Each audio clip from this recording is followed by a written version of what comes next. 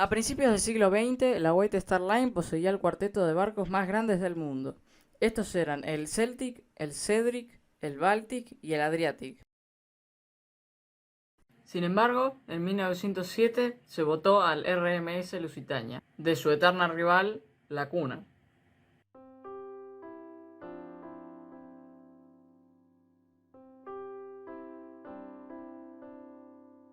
La White Star Line no competía en velocidad con sus rivales, preferían hacerlo en tamaño y acomodaciones.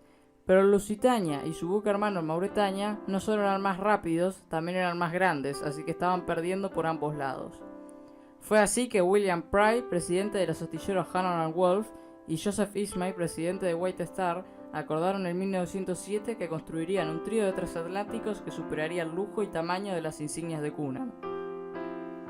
Los primeros diseños tenían un estilo muy similar a los de los cuatro grandes, con una superestructura dividida en varias partes, hasta que al final se decidió agregarle una chimenea extra para que se viera más grande y asemejarse más a los barcos de Cunard.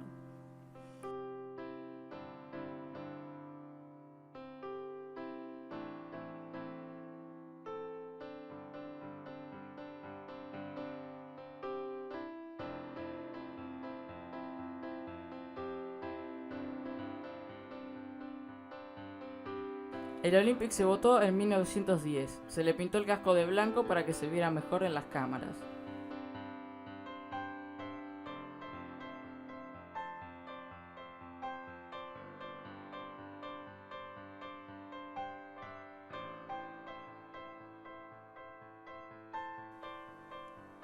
Fue completado el 10 de mayo de 1911, el mismo día de la botadura de su buque hermano. Logró hacer 5 viajes exitosos en la ruta Southampton-Nueva York, siendo muy popular entre los pasajeros.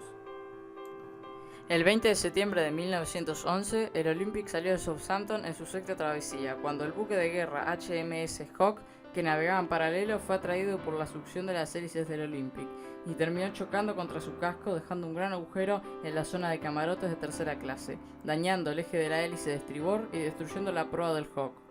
Afortunadamente, no hubo ningún herido. El Olympic navegó hacia los astilleros de Belfast, donde se reunió con el Titanic, cuya construcción fue retrasada debido a las reparaciones en el Olympic. De todas formas, más tarde volvería a Belfast en su siguiente viaje tras perder la pala de una hélice. De este encuentro es que salen las pocas fotos donde estos barcos se encuentran juntos. Para los que ya me van a comentar lo de la teoría del intercambio, les tengo que decir que esa teoría ha sido desmentida más de una vez por cualquier persona que investigue un poco. Pero para las personas que creen en ella, les dejo un video en la descripción que explica detalladamente la teoría y la desmiente punto por punto. Así que antes de comentar algo en mi video, vayan a ver ese video. El 14 de abril de 1912, el Olympic se encontraba navegando hacia Gran Bretaña cuando recibió la llamada de socorro de su buque hermano.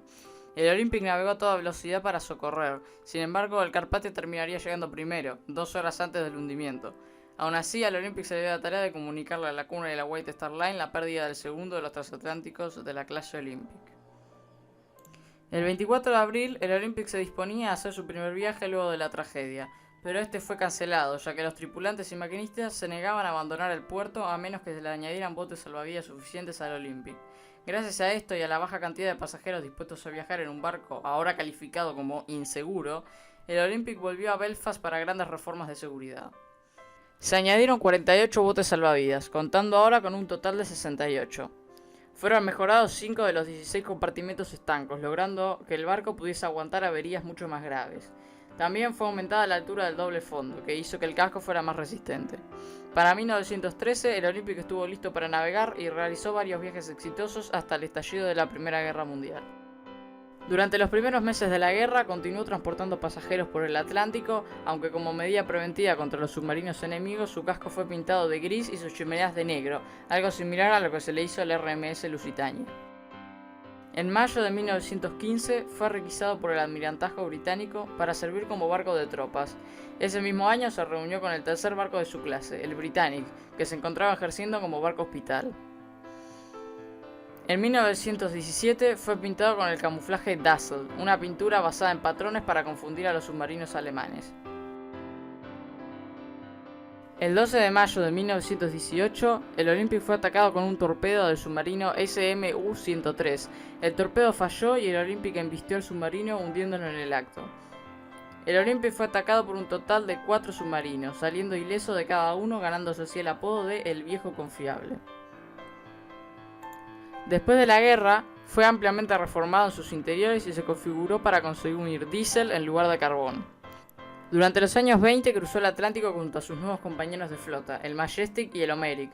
Aún así permaneció siendo muy popular entre los pasajeros, en algunos casos transportando a las personalidades más conocidas de la época. En 1927, las nuevas leyes de inmigración de Estados Unidos obligaron a las navieras a cambiar su enfoque al turismo, y ese mismo año las cabinas de tercera y segunda clase fueron reformadas a clase turista. Varias reformas por esos años permitieron que en 1929 el Olympic obtuviera su mejor promedio de pasajeros en toda su carrera. La crisis del 29 causó una gran caída en el negocio transatlántico, provocando la cancelación del nuevo barco de la White Star Line, el Oceanic, un golpe muy fuerte para la empresa, pero que mantuvo al Olympic en servicio por unos años más.